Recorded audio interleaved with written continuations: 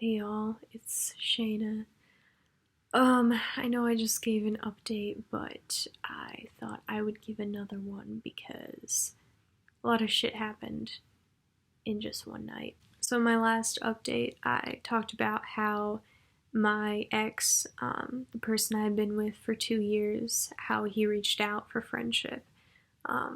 He had originally blocked me on everything because he couldn't really handle all the shit I was dealing with and how I was acting out, which is fair, he's taking care of himself.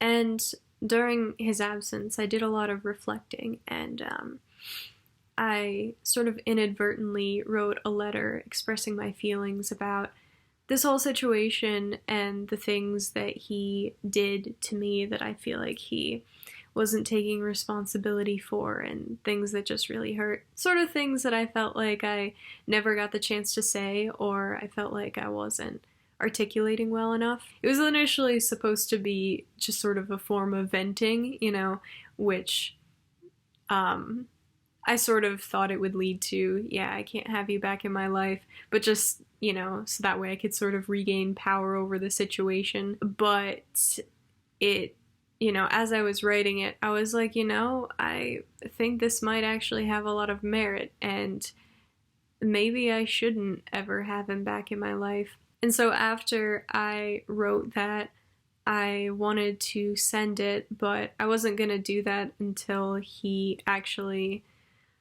reached out, and so now he did, and I was thinking, okay, this is what I've been waiting for, right? But all the feelings still, they sort of came back, and part of me was like, man, maybe I want to be friends with him. I don't totally know. But luckily, I decided it would probably be best to send it because I still felt all of that pain, and I don't think it was something that would have easily been overcome. I didn't really know when I was going to be able to send that because, just realistically, because I was, I've just been going through a really hard time lately, and I didn't really want to pile on that emotionally charged situation on top of everything else. But he reached out to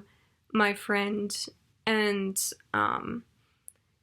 I know that he's a lot smarter and less, or at least smarter in this regard, with not being too pushy and outwardly obsessive, unlike the ex who I was just dealing with who was stalking me. But it kind of escalated because he also texted my friend maybe a day later because, I hadn't reached out, and he was like, did you do it? Did you text her? And did she respond?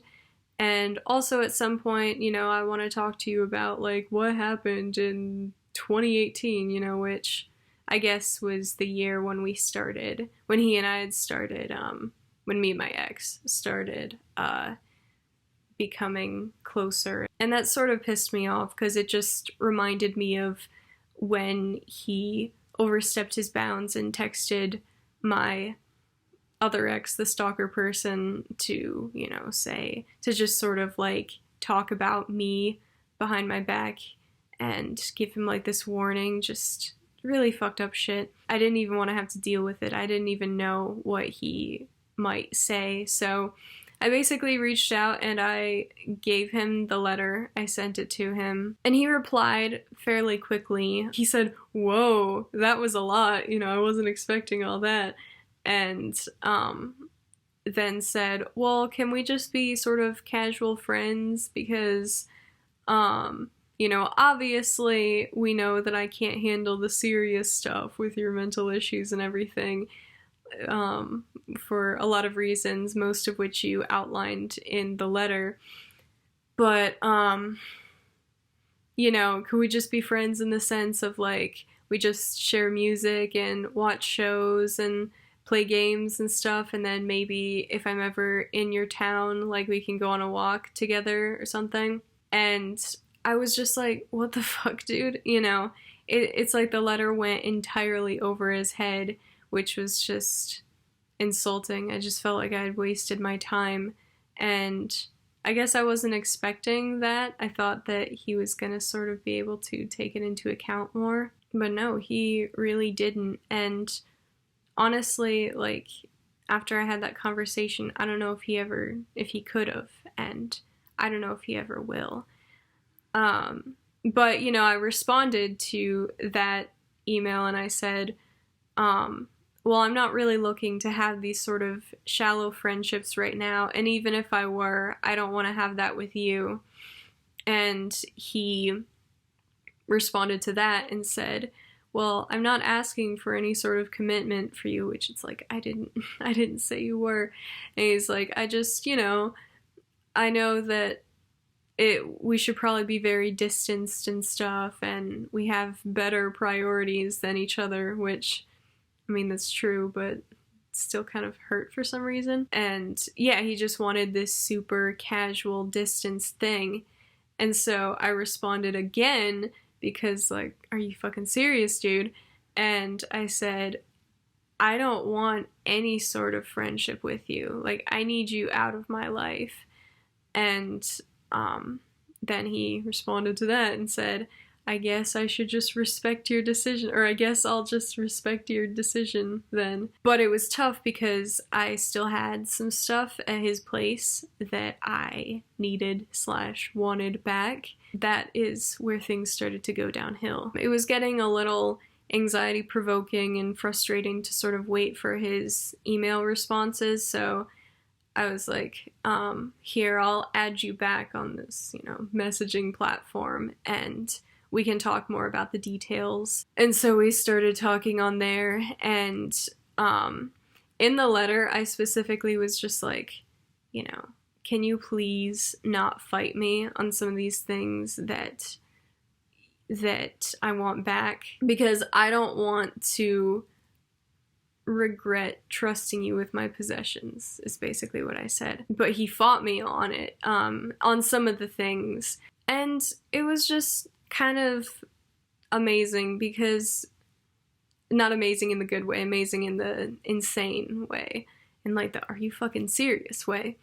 Because he said, I mean, not to hold it over your head, but I spent thousands of dollars on you. That's so fucking terrible to say that. Like, oh, I don't want to hold this over your head, but also I'm gonna hold this over your head. It's like saying no offense, you know? It doesn't help that I already feel super guilty and ashamed of the fact that he spent so much money, you know, in addition to time and effort and care on me. So that really fucked me up, and I had to, like, I couldn't help it. I just responded with, like, wow. He's like, well, because I spent thousands of dollars on you, like, it's not unreasonable. Is it really that unreasonable for me to want to have this for a bit or to keep it all together? Not only did I say, you know what, fuck it, it's fine, keep them, but I was also like, I mean, it's unreasonable that you are saying that you're not going to hold something over my head and then you hold it over my head. And so he said, I mean, I bought you a PS4. And I was just like, are you kidding me? Like, cause he said, I bought you a PS4, so but I'm not asking for that back, am I? And I was just like, you don't own gifts.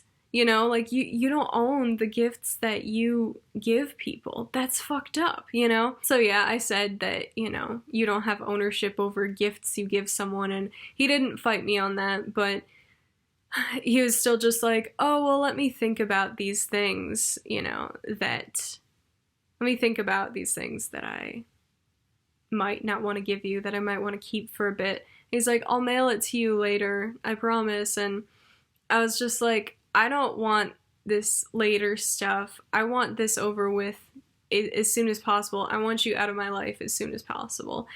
And he was just like, wow, I don't understand why you hate me so much. And I felt kind of bad for that. And I was just like, I don't hate you. Trust me. And I mean, even during the time of the conversation, I was thinking, Shayna, is it really worth it to ask for these things back? For some reason, I just couldn't let it go, and I was kicking myself for it. Even at the time, I was self-aware of this, but I couldn't stop myself for some reason, because I guess in hindsight, the reason I was doing that is that I just felt like he'd taken so much from me in the relationship, that he stole so much from me, things that I can never get back.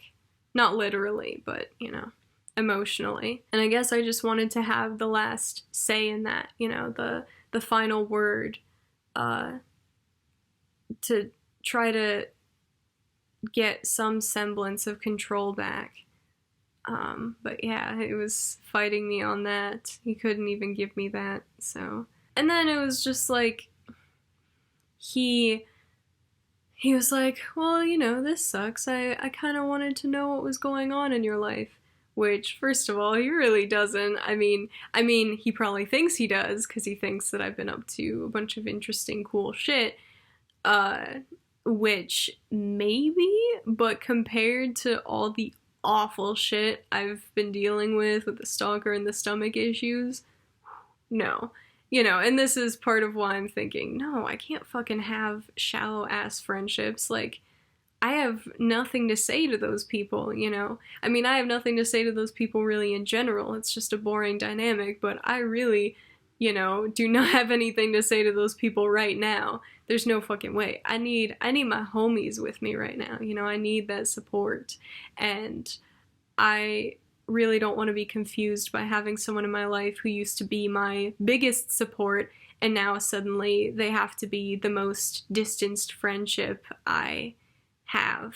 So I just chalked it up to, oh, you don't really, you can live without the details of my life, and I don't want to share anything with you anymore because of how much you've hurt me and the judgments I worry about from you. And again, he's like, well, I don't want to know the deep stuff, and it's like, I don't want you to know anything, even the general stuff. But then he was just like, well, can you at least keep me added on, this messaging platform that we were talking on?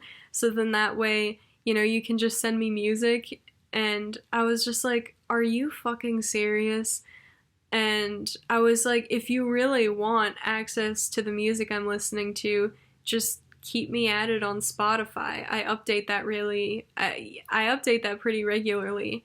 And he was like, oh, but that's so much to sort through. Your playlists are way too long. I want to, ask you and get personalized shit, stuff that I think I might like.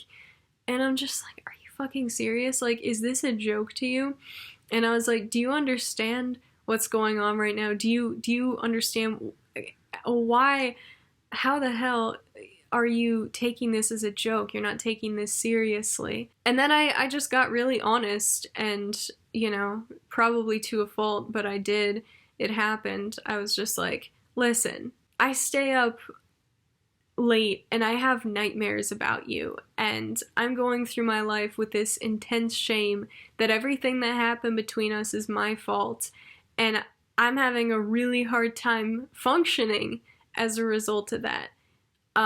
What you did to me is really dragging me down, and yet you want me to keep you in my life because you want music from me,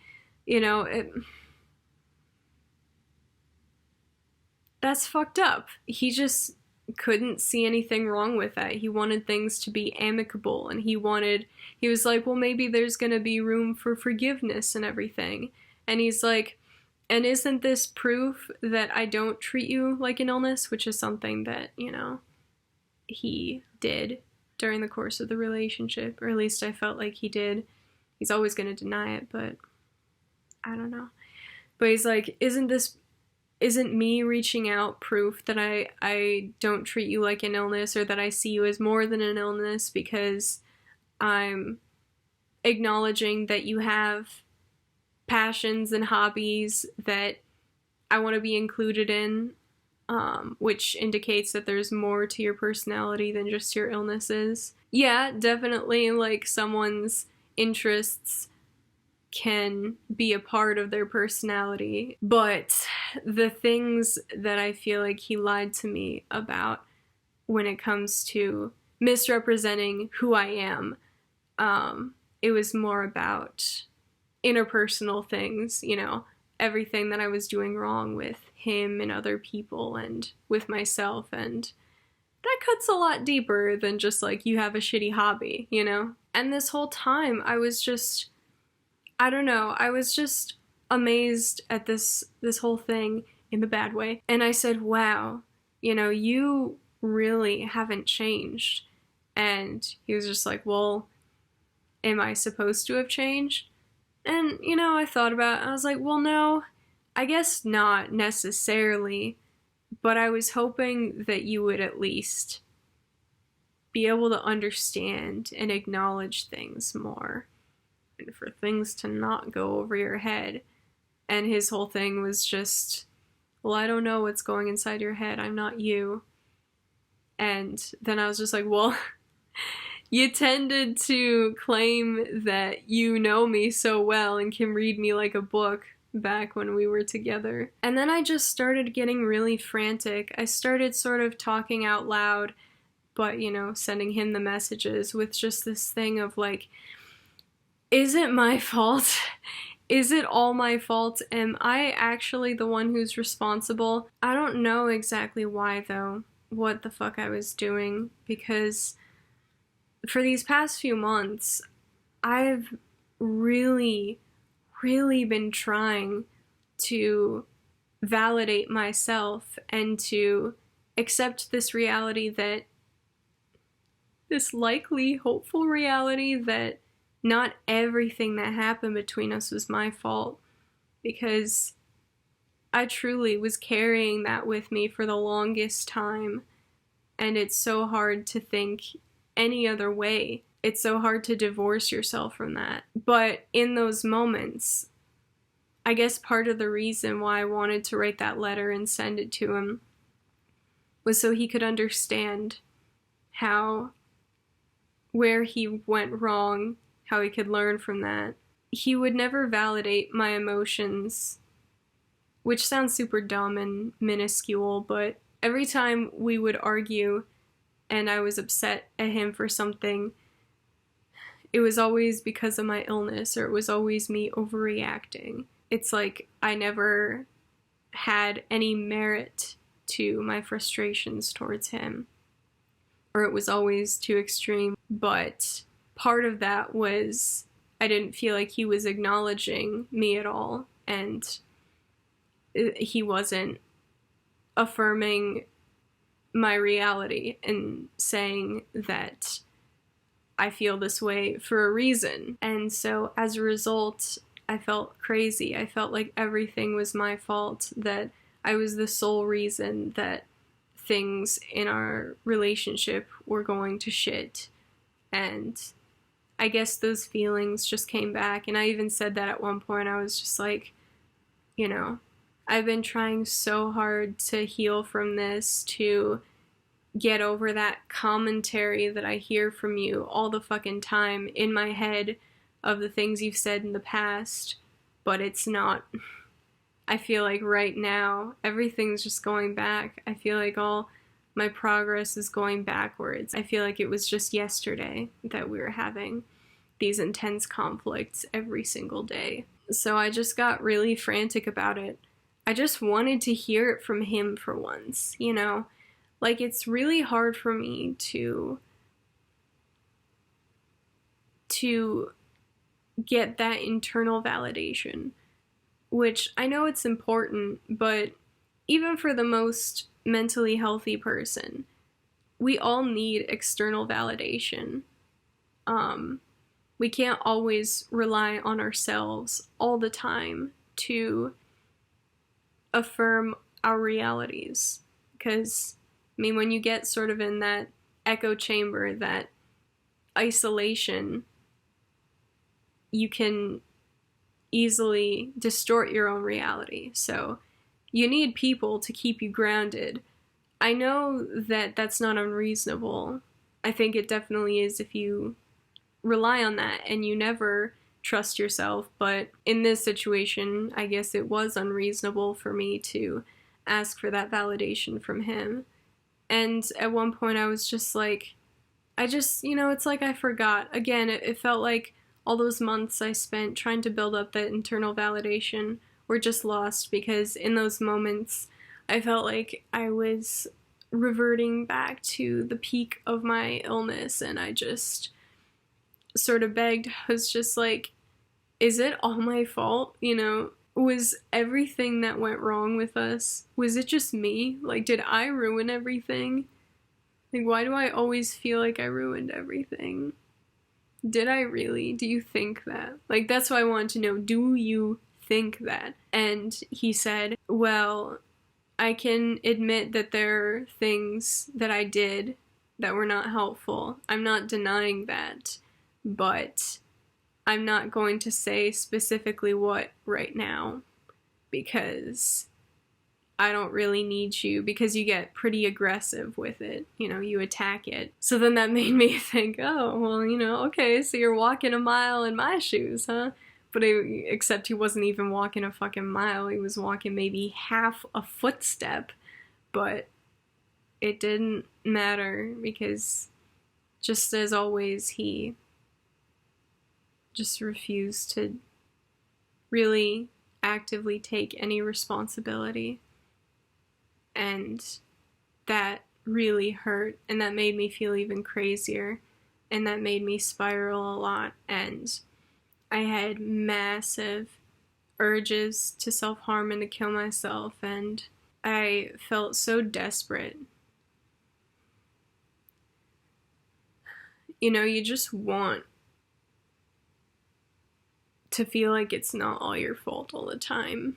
It is important for you to tell yourself that, for you to, again, affirm that reality and be independent mentally to some extent, but it can be really powerful when the other person does that too. The person you were involved with, knowing that they fucked up to some extent too, that you were in it together, I don't ever think that it's not at least partially my fault. I think I'll always have that partial responsibility on me, but I just want to stop thinking that everything that happened was as a result of me being so fucked up and ruining everything, that things were perfect until my illness got worse. But he couldn't give me that. He wasn't gonna give me that. And I had worked so hard on that letter. I went through a lot of different drafts. I didn't spend the entire letter just like attacking him, being like, fuck you, fuck you, fuck you, I was pretty constructive in my criticism and my analysis of things. And, his only response to it was like, well, that was a lot. I just want to be really casual friends, and in our discussion after that, it was even more clear that it went over his head. And so I'm like, oh my gosh, okay, well, what more can I give? What more evidence can I give to help this move forward and to help get my needs met, this need for some validation from him? And so I was thinking, well, do I have any other writings on it? Do I have journal entries? Maybe I should show him some of the update videos I've made about him, and I just realized, like, he's never gonna get it. Like, or at least he wasn't getting it right now, but there was nothing I could do to make him understand. And it was a lot more than just simple, throwing up your hands sort of thing, saying, well, I'm not in your head. That's kind of a cop-out. Yeah, he's not in my head, but there's still a level of acknowledgement that he could have demonstrated, but he didn't. He couldn't give me that, even at the very end. And I was appalled, and I was hurt, let's just say that's not exactly how I was hoping or wanting or planning the conversation to go. This whole time I was like, I really want to do this right, and I want to feel like for once I'm able to let go and I'm gonna get the closure I want. But those expectations were too high, I guess. And part of me was just like, I should have known, you know? I should have known that it wasn't gonna be ideal like this. And another thing that made me feel so powerless was the fact that he seemed really chill about everything, you know, just sort of cracking jokes, making light of it, and that reinforced my feeling crazy. Because it's like, why am I freaking out so much about the situation, whereas clearly it's not a big deal because it's not affecting him. And I know him, so I know that he, you know, uses humor as a defense mechanism, that as a way to cope, and not a very healthy way, because he still ends up in a lot of pain, sort of carrying that with him. But, you know, outwardly it seems like nothing affects him, and in the moment that was very easy to believe, and it's still hard for me to think that he was feeling any other way than just like fine, just shrugging it off. And so it made me feel stupid. And another thing, like I said before, is that my urges to self-harm and kill myself were very high, and so that was also just a shitty reminder. It made me feel like I was going backwards with my progress. But then I was thinking, well, I don't want him to have this power over me anymore. Like, that's kind of the whole point of the conversation. That was what I was trying to achieve. And so, you know, for me to relapse for the first time since like August, that's pretty significant. And I don't want to think that he has that type of effect on me.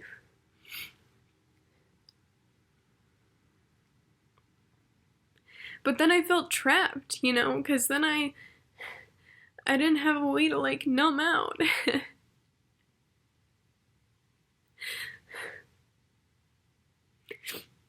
I had to confront it, but I didn't know how to confront anything, because there was no resolving the situation except to remove myself from it.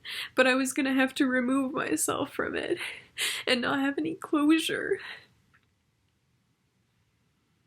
It was gonna have to end on such an unfinished, unsatisfying note. Which seems dumb. It's like, is it the fact that it's over-satisfying? But no, that wasn't how I wanted it to go. And it frustrates me so much that he's gonna move on so much easier, and that he's never gonna know the extent to how much he hurt me. And he's never gonna know the extent to how valid that hurt is. That I'm not feeling that for no reason.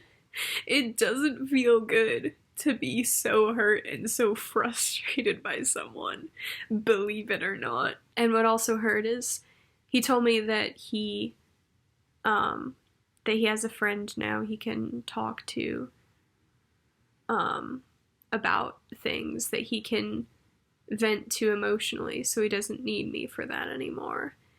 Which, you know, probably would have bothered me less had I not gathered or inferred that he was talking about me. And that wasn't an unreasonable inference to make either, because at some point in the conversation, he was saying, you know, my friend, she keeps saying, just, you have to move on, you have to move on, just erase all the pictures, erase, erase, erase. And he's like, but you know, I wanted to hold on for a bit. It's like, oh God. Imagine what he told her, you know? Imagine all the shit he talked about me. And I brought that up actually, and he mentioned that he's like, well, I don't really do that.